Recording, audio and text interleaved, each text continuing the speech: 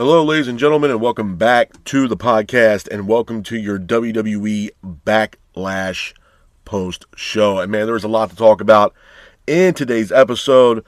We got Seth Rollins in action. We also have Sami Zayn in action, taking on the U.S. champion, Trick Williams. We also have Kit Wilson teaming up with The Miz versus Danhausen and a mystery partner. We also get an announcement from John Cena as well. We get Io Sky versus Asuka, which we'll talk about in today's episode as well. And we also have the highly anticipated World Heavyweight Championship matchup between the Samoan Werewolf taking on the Tribal Chief, Roman Reigns. We'll talk about all that in today's episode and how I feel about WWE Backlash, man. But let's start off the night. Again, probably wasn't the best event. But we got Seth Rollins taking on Braun Breaker. This was a grudge match, if you will. This match was actually supposed to happen at last year's WrestleMania, but Rollins was out, as well as Braun Breaker out with injury. So we get this match at Backlash, but the match itself was a good match. It was a back-and-forth matchup between Rollins and Breaker, with Rollins keeping the pace of the match. Breaker hits a belly-to-belly suplex, sending Rollins over the ropes to the outside. Breaker then follows it up by a snap suplex, followed by a German suplex in the middle of the ring. Breaker then hits another German suplex on Rollins. Braun then yells at Rollins, telling him, "You are a self-centered piece of trash." Breaker then lands a devastating lariat for a near fall, followed by multiple German suplexes for a near fall. Breaker then hits a Frankensteiner for a near fall on Rollins as well, but Breaker then goes for a spear on the outside, and Rollins counters it with a super kick. Rollins then lands a lariat of his own on Breaker for a near fall, followed by Rollins kicking Breaker in the face for a near fall. Rollins then goes for a foot stomp, but Breaker counters it. Breaker then goes for a spear, but Rollins counters it with a knee. Breaker hits a standing moonsault for a near fall in the middle of the ring, but Rollins gets up, hits a buckle bomb on Braun Breaker. Breaker gets up, hits a clothesline off the apron, sending Rollins and basically himself over the announce table. Rollins then gets up, hits a superplex, but Breaker hits a Falcon Arrow for a near fall. Breaker then hits another Frankensteiner. Breaker then goes for another Frankensteiner, but Rollins counters the Frankensteiner. Rollins then lands multiple super kicks, followed by a pedigree and a foot stomp. Heyman then is on the apron, yelling at Rollins. He's irate. The Vision are here, Theory and Logan Paul. Rollins then attacks the Vision with a chair. Rollins then chases after Logan Paul. Rollins enters the ring, but Breaker hits a spear out of nowhere on Seth Rollins for a near fall. Breaker then looks frustrated. Breaker goes for another spear, but Rollins counters it with a pedigree. Rollins then goes for an avalanche stop, but Breaker counters it with a spear. And then Breaker hits another spear on Seth Rollins, pins for the 3. And your winner of the match is Braun Breaker. Hats off to Braun Breaker for getting the win in this matchup. Moving on from that, we got a U.S. title matchup. It is Trick Williams defending the U.S. title against Sami Zayn. I thought it was a decent match. It was a back-and-forth matchup between Zayn and Trick, with Trick keeping the pace of the match. Sami then was distracted by Little Yachty ringside. This allowed Trick to hit a neck breaker on Sami Zayn. Trick then follows it up by hitting a power slam on Sami, followed by a big boot. Trick then hits a bookend on Sami in the middle of the ring for a near fall, but Zayn gets up, hits a sunset powerbomb on Trick for a near fall, followed by a blue thunder bomb as well for a near fall. Zayn then goes for a springboard, but then Zayn falls.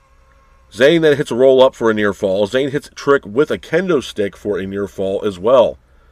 Little Yachty, who was ringside, attacks Zayn with a kendo stick, but Trick hits a spin kick on Zayn for a near fall. Zayn then attacks Little Yachty ringside. Zayn hits a DDT off the steel steps on Trick, followed by Zayn hitting a haluva kick, taking out Little Yachty ringside. This distraction allowed Trick Williams to hit his signature trick shot on Sami Zayn, pins for the 3, and your winner of the match and still U.S. champion is Trick Williams. Hats off to Trick Williams for getting the win in this matchup. Moving on from that, we got a tag team matchup. It is Kit Wilson teaming up with The Miz to take on Danhausen and a mystery partner. So the Kit Wilson and Miz come out to the ring. Danhausen is here. But behind Danhausen is a mystery crate, the same crate that Danhausen had debuted with, debuting on WWE. So we got the mystery crate. Then the reveal of the tag team partner is none other than Minniehausen. Now the match itself was an okay match. It was a back and forth matchup between both teams, with Minniehausen hitting a Hurricane Rana on Kit Wilson. Minihausen then hits a Hurricanrana on The Miz as well. Minihausen and Danhausen were keeping the pace of the match, but Miz hits a press slam into a power slam on Minihausen. Minihausen hits a moonsault, takes out Kit Wilson, followed by Danhausen hitting a Northern Lights suplex on Kit Wilson in the middle of the ring. Danhausen hits a DDT, followed by a running knee. Minihausen then hits a Hurricanrana, sending Wilson out of the ring to the outside. Wilson throws Minihausen into the crate. Music starts going off. All these lights start going off from the crate. Then all of a sudden, all these multiple Minihausens come out of the crate. They attack Kit Wilson. Minihausen then hits an airplane spin on Kit Wilson in the middle of the ring. Miz then hits a skull-crushing finale on Minihausen, but Miz then goes to spray the fire extinguisher on Danhausen, but instead sprays himself. This allowed Danhausen to hit the finish, pins for the 3, and your winners of the match are Danhausen and Minihausen. Hats off to Danhausen and Minihausen for getting the win in this matchup. Moving on from that, we had an announcement that Triple Mania, AAA's biggest show of the year, will be a 2-night event for the first time ever. And those days are September 11th and September 13th. Triple Mania will be 2 nights for the first time ever. Some interesting stuff there for AAA. Moving on from that, we got another highly anticipated grudge matchup. It is Io Sky taking on Asuka. It was a good match. It was a back-and-forth matchup between Io and Asuka, with Asuka keeping the pace of the match. Asuka lands brutal kicks onto Io Sky, followed by Asuka hitting a running knee, landing on Io for a near fall. Io then hits a Hurricanrana, but Asuka counters it with a roll-up for a near fall. Asuka then was fighting Io ringside. Asuka goes to spray mist into Io's face, but Io blocks it with a binder. Io then hits a moonsault to the outside, followed by Asuka hitting a botched armbar. Asuka then applies an Asuka lock, but the hold is broken. Io and Asuka then both exchange in the middle of the ring, with Asuka hitting a release German suplex on Io Sky. Io then gets up, hits a release German suplex of her own on Asuka. After this, Io then goes to the top rope, hits a moonsault off the top, landing on Asuka, pins for the 3, and your winner of the match is Io Sky. After the match, you can see Asuka and Io standing in the middle of the ring, both emotional. Both Asuka and Io embrace in the middle of the ring, with both of them pretty much crying in the middle of the ring. We'll talk more about this Asuka situation at the end of today's episode. And moving on from that, we hear from the legend himself, John Cena. John Cena comes out to the ring, grabs a microphone. He talks about being retired and his experiences that he has now with WWE. He said one of those experiences is, or one of those things is that coming down to the ring and no one coming down here to kick his teeth in. John says he wonders what his next phase of his WWE career would be after he retired. John talks about his last match that he had with Gunther, but he also says he was truly happy with his last match. Cena then talks about giving superstars the opportunity to be his last opponent, giving NXT stars the opportunity to shine. John then mentions former NXT stars Sol Ruka and Oba Femi. The crowd starts chanting Oba. John then praises Oba Femi, but then John then announces the John Cena Classic, which is the best of today versus the best of yesterday, meaning main roster talent versus NXT talent. John says that this will be a new event. It will also bring a new championship to WWE. John then praises the WWE Universe, but he also says the fans will vote to crown the new champion for the John Cena Classic. He also says that he wants this event to happen for a very long time. He also thanks WWE and the city of Tampa. We'll talk more about this at the end of today's episode. And rounding out Backlash, we go into the main event of Backlash. It is Roman Reigns defending the World Heavyweight title against the Samoan Werewolf, Jacob Fatu. Now, I thought this was a really good match. It was a back-and-forth matchup between Jacob and Roman, with Fatu keeping the pace of the match. Fatu quickly applies a Tonga death grip on Roman, but the hold is broken. Roman then lands a big boot, taking out Fatu, followed by a Superman punch from Roman for a 1 count. Fatu stands right up. Roman looks shocked. Fatu then hits a hip attack on Roman, but Roman hits another Superman punch for a near fall. Roman then goes to the outside, hits a drive-by on Fatu on the outside. But Fatu gets up, applies another Tonga death grip on Roman, but the hold is broken. Fatu then hits a power slam, sending Roman through the announce table. But Roman gets up and hits a spear on Fatu for a near fall. Roman then goes for another spear on Fatu, but Fatu counters it with a Samoan drop. Fatu then runs over to the top rope, hits a springboard moonsault for a near fall.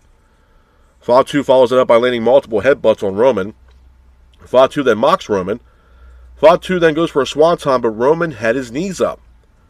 Roman and Fatu both exchange in the middle of the ring, with Fatu hitting multiple hip attacks on Roman Reigns. Fatu then applies another Tonga death grip on Roman. You can see that Roman is slowly fading, but Roman somehow breaks the hold. The referee is taken out. Roman hits 2 Superman punches on Fatu, followed by a spear for a near fall. Fatu then applies a Tonga death grip, but Roman sends Fatu into the exposed turnbuckle. This allowed Roman to hit a spear on Fatu, pins for the 3, and your winner of the match and still World Heavyweight Champion is Roman Reigns. After the match, you can tell that Fatu was pissed off. Fatu attacks Roman after the match. Fatu then pushes the referee and ends up hitting a Samoan drop on the ref. WWE staff and security are here to try to break up Fatu and Roman. Fatu ends up attacking Pierce and the WWE staff. Fatu then applies another Tonga death grip, and Fatu then grabs the World Heavyweight title and holds it over Roman's helpless body. Some interesting stuff there between the Samoan werewolf and the tribal chief. Couple of things I want to talk about with you guys, man, when it pertains to Backlash before I get the hell up out of here. So I want to talk about a couple of things, actually. Let's talk about the elephant in the room. I want to talk about John Cena. John Cena comes out to the ring. It was already advertised that he was going to be in Tampa for Backlash, and he was supposed to make this elaborate announcement that was going to shake the foundations of WWE and shock the world. So a lot of people, their initial thought process, including mine, was that this announcement was going to be something on the lines of WWE's new WWE Club. Now, this WWE Club has been advertised and been talked about since this year's WrestleMania. So a lot of expectations was the fact that John was going to come out to the ring in Tampa for Backlash, and he was going to officially launch the WWE Club and make it official for the fans. And pretty much what the WWE Club is, it's a whole new experience for the WWE Universe. It's tickets, it's merchandise, it's meet and greets, and so on and so forth for WWE. And then we're going to have, their own set prices for this club and yada, yada, yada. That was not the case. John comes out to the ring. He announces the John Cena Classic. Now, in this John Cena Classic, it's pretty much, the way that he described it was that we're going to have stars of today versus the stars of yesterday. So basically, you're going to have main event talent or main roster talent taking on current NXT talent in this tournament where it's going to crown this new champion in WWE. John also mentioned, though, that in this tournament, if somebody were to lose in this tournament or a match in this tournament, that the fans can still vote for this individual, even though they might have lost a match, to become this champion in this makeshift tournament for the John Cena Classic. So here's my thing with this, and it's quite a bit, actually. Number one, look, I respect the hell out of John. I really do. John is one of the greatest of all time, 17-time World Heavyweight Champion. You got to respect the body of work that John Cena has put in his WWE career. My issue, though, with John now is the fact that they're using John as this poster boy for WWE to try to sell tickets and get people invested into these PLEs, which, by the way, I don't really consider Backlash really premium, which we'll talk about that and my reason why here in a little bit. But they're using John as this glorified WWE poster boy. And I get it. John Cena is an ambassador for WWE. He represents WWE. And a lot of people that think about WWE nowadays, they think about the names of The Rock or the name of John Cena. So when John Cena came out to the ring in Backlash in Tampa and announced this John Cena Classic and kind of the rules that went along with this tournament, if you will, it got me scratching my head a little bit, man. I don't really understand why we're doing this. I don't understand why we keep bringing John Cena back into the fold. I mean, John has been retired now for a little while, since December. Here it is now, May. It's been like 4 months? 5 months since he's retired. And now, I mean, we've been seeing him quite a bit as of late. I mean, he hosted WrestleMania, and now we see him at Backlash. And it looks like we're going to be seeing him again here relatively soon once this whole thing unravels for the John Cena Classic. I'm going to be honest, man. If John was going to retire, I feel like John should have just kind of rode off into the sunset. I'm not sitting here saying that John should have never came back and visited the WWE or been a part of WrestleMania's festivities or so on and so forth, or make an appearance that might, shock some fans backstage on Raw or SmackDown. I mean, hell, Stone Cold Steve Austin has done that. The Rock has done that numerous times. And I'm not saying that wouldn't be bad for John Cena either. But they are still putting John in a situation where he's now so much more involved to a point where it's like, is this dude actually retired, or is this dude going to come back and wrestle? Call me crazy. I know John said he doesn't want to wrestle and he's done and he's retired. But it's like, dude, are you actually retired? You know what I mean? And it might be far-fetched for a lot of people, me saying this, but I'm not in agreement or agree with this John Cena Classic. I don't agree with the concept. I mean, if you guys go back with wrestling as far as I do you guys remember, what was it, like something, it was back in the day, they had these pay-per-views where the fans used to vote for the stipulation of the matches for the pay-per-view. It could be like a Hell in a Cell match, or I Quit match, or, a hardcore match, or whatever have you. It had a lot of similarities to that, where John was like, oh, the fans are going to vote for these superstars. So it kind of gave off that same vibe. But at the end of the day, we know that damn well WWE is not going to give the fans that much leverage on this John Cena Classic. Let's be real. It's just not going to happen. It's just something to get the fans excited about. But at the end of the day, WWE Creative is going to push who they want to push. Let's just be real. So when John made this announcement, I just thought it was kind of cringy, to be honest with you. We're bringing in another title to WWE, which we've seen WWE do that countless times, and it's fucking failed. We all remember the 24/7 Championship, which was a abomination. You know what I mean? I don't really need another title in WWE.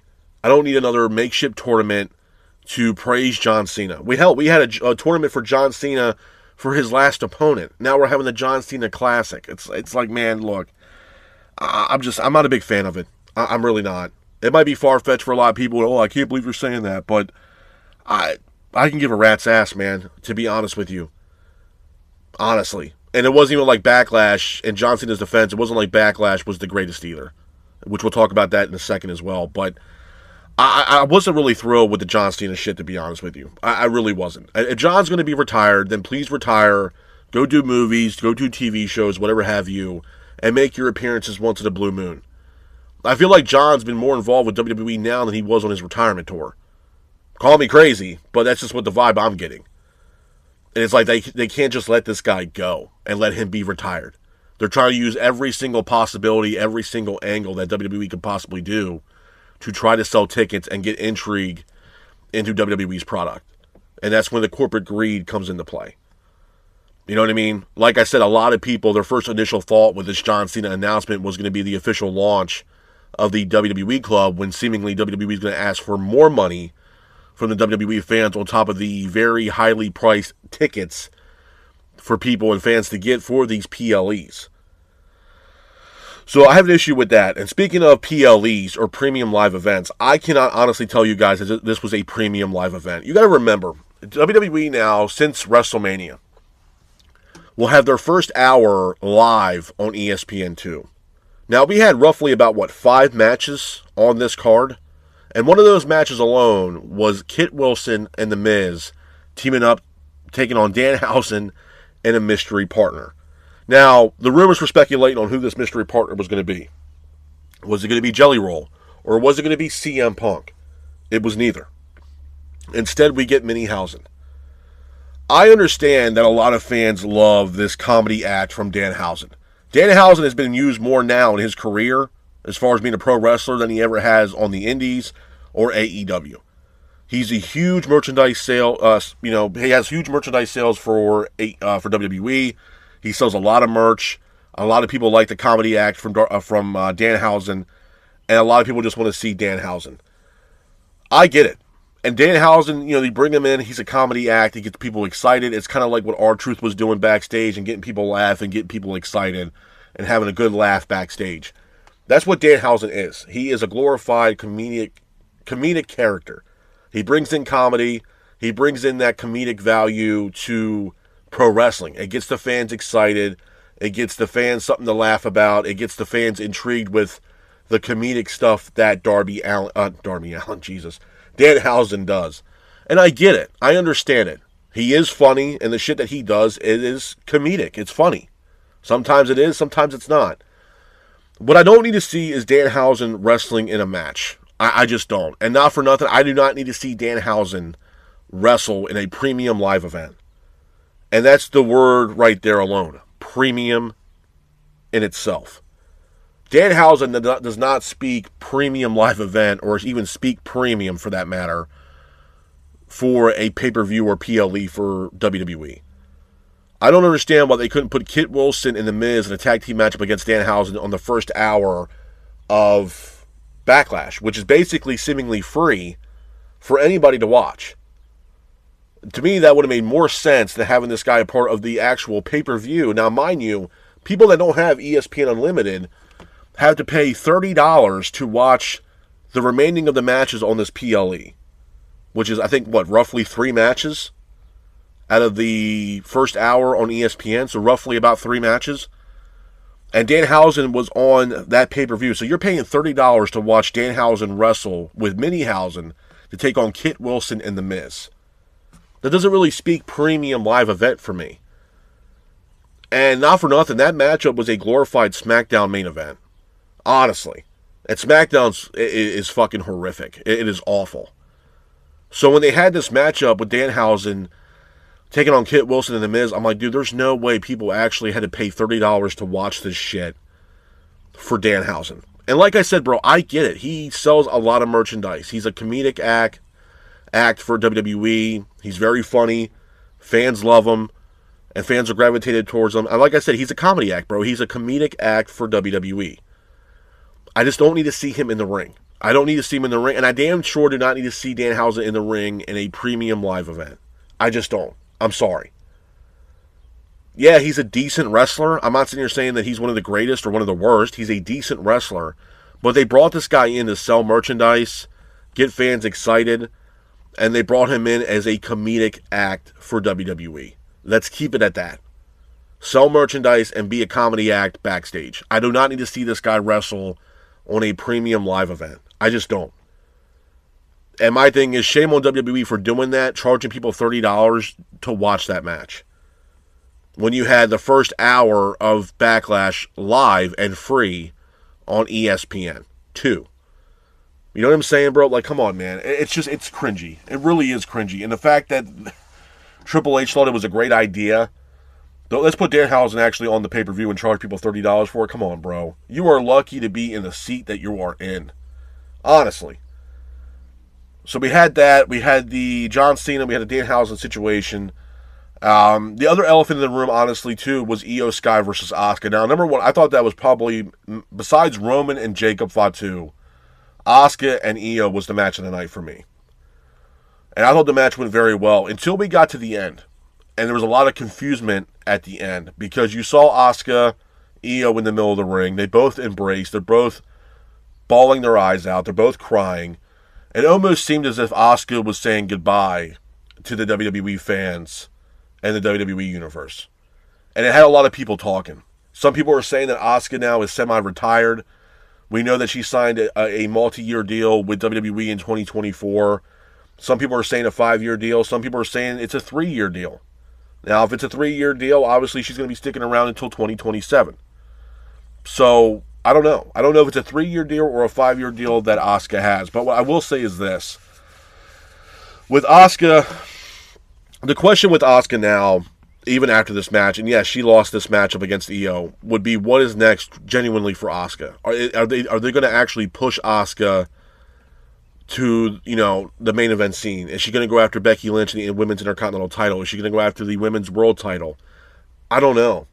Asuka is in a very difficult situation.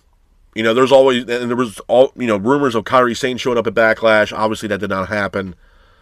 So it does leave Asuka in an influx of what's next for Asuka. Is Asuka, like I said, going to be in the main event scene? Is she going after Becky Lynch and the Women's Intercontinental title, or is she taking a long hiatus from WWE? Or is this actually it? I'll say this. If Asuka still wants to, compete in WWE. It's a very low ceiling right now for Asuka. I don't know what is honestly next for Asuka that's going to be very intriguing moving forward. I feel like Asuka literally has done it all in WWE. And I think one of the biggest things that was Asuka's saving grace at the time was the fact that she was teaming up with Kairi Sane and the Kabuki Warriors. Because Raw was pushing both Kairi and Asuka when they were on Raw. The Kabuki Warriors played a decent role, I would say, on Monday Night Raw. They were going after the women's tag team titles. They were constantly and continuously teasing this Asuka Io match, with Kairi Sane being the main vocal point of that matchup. And unfortunately, Kairi was let go from WWE, but they still booked the matchup here between Io and Asuka. But I don't know what's next for Asuka. I really don't. I don't know what's next for Asuka. I mean, Io, there's a lot of shit left for Io. I mean, obviously, Io's going to go back after the women's world title. She could go after Becky for the women's intercontinental title. I don't know where we put Asuka in the fold moving forward. I really don't. I think the biggest saving grace for Asuka at the time, even at this time, was the fact that she was teaming up with Kairi Sane as the Kabuki Warriors. Because WWE was trying to reinvent the women's tag team division, with the Kabuki Warriors being at the forefront of that. So now, with Kairi being gone, and now it's just Asuka, it's going to be very telling to see what WWE does moving forward with the likes of Asuka and what the plans are for Asuka creatively. You know what I mean? Maybe the writing is on the wall for Asuka to be almost coming to a tail end of her career in WWE. I said the same thing about Natalya. Natalya would be a better agent and a trainer than being on screen in the ring. I feel like there's nothing really left for Natalya to do in the ring except for train younger talent, especially coming up from NXT, to get them ready for the main roster. I think it's a perfect role for Natty. And Asuka's on that same boat. I don't know what's really left for Asuka to do at this point. I feel like she's done it all. Former women's NXT champion. She had one hell of a title reign in NXT. Women's tag team champions.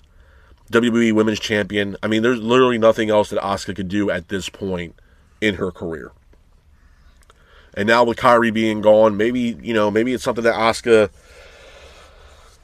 can't bounce back from it. Maybe they just don't really have any legitimate plans for Asuka. Maybe the reason why Asuka got emotional after the matchup with Io is because maybe she saw the writing on the wall and that this was the highlight of her career. This was it. And she can realize that maybe her career in WWE is coming to an end. These are not stupid people, man. They can see the shit on the wall. They can see the writing on the wall. Maybe Asuka sees the writing on the wall to a point where, what you got to ask yourself that question. At some point, you had to ask yourself, what is next? What's next? What's on the table that's left for me in WWE? You know what I mean? I'm sure Asuka has probably asked herself that question quite a bit as of late. Especially after they released Kairi Sane. What's next? So we had that. We had the Asuka. We had Danhausen. We had John Cena. But I also want to talk about Roman and Jacob Fatu before I get the hell up out of here. I thought it was a great match. Jacob Fatu, I said this from the very beginning. Jacob Fatu was one of the best acquisitions that WWE has gotten in a very long time, especially in free agency. Bringing this guy in, it wasn't like he went right to NXT. They brought this guy into the main roster, and he has been a force to be reckoned with within the confines of WWE. And I told you guys then, I'll tell you guys now, he has future World Championship, titles coming his way. Now, was he successful at Backlash? No. But did Fatu make a statement? Absolutely. Jacob Fatu is a main event guy. Absolutely. And there's a lot of matches on the table for Fatu. The question is now, with Fatu losing this matchup, where does Fatu go from here? Are him and Fatu, Fatu and Roman over with? Or is this match going to intensify after the fact that Roman had to go through hell with Fatu? Are we going to get an I Quit match? Are we going to get a Hell in a Cell match? We don't even know. What we do know is that Roman is supposed to be on Raw tonight, having this title celebration on Raw tonight with Jacob Fatu being there. Now, the other thing is, too, I think people tend to forget, is that leading up to this matchup, Roman had told Fatu, if he does lose, you're going to have to acknowledge me. Now, is this something where Fatu is going to join Roman? Or is this something where maybe Fatu has his own bloodline? Again, the wild card for me in this entire thing with Fatu and Roman is, again, the Usos. We've heard from the Usos. Hell, last Monday Night Raw before they went to Backlash, The Usos were in the house. They were interviewed backstage. And the Usos said that, well, yeah, we're here just to make sure things don't get out of hand between Roman and Fatu. Well, things did, with Fatu beating the shit out of Roman Reigns, with the Usos doing nothing. Are the Usos turning their back on the tribal chief? And are the Usos joining the likes of the Samoan werewolf? Is the Samoan werewolf going to be the new head of the table? And Roman's on an island all by himself. I mean, hell, there was people already rumored and speculating that Zilla Fatu would show up at Backlash as well, which was also not the case. So we're going to see how this plays out, but you also have to remember this. Roman is not scheduled to be a part of Monday Night Raw for the entire month of June. Now, we still got some time in May. We still got plenty of time in May. But it is rumored and speculated that Roman will not be in the festivities of WWE for the entire month of June. So where do we go from here now between Fatu and Roman?